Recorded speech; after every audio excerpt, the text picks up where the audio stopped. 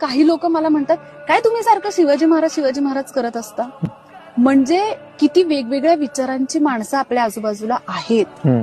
आणि मला त्यावेळेला म्हणजे मला हसू येतं त्यांच्यावर. जर महाराज नसते ना तर आज तुमचे सरनेम मुल्ला, खान अशी काहीतरी असती. 100%. जे की आता आपण सांगतो ना की आम्ही या जातीत, आम्ही 12 बलुतेदार 18 पगड जाती, आम्ही हे आहोत. हे का सांगताय तुम्ही?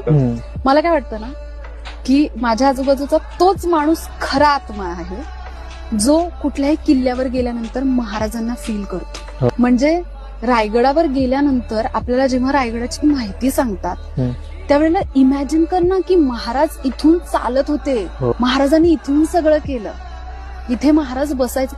हे फिलिंग्स आहेत ना, हे खूप महत्वाचे आहेत आपल्यासाठी. तर ते फील करता आलं पाहिजेत आणि ते फक्त आणि फक्त महाराजांना जो मानतो तोच माणूस करू. काही लोक मला म्हणतात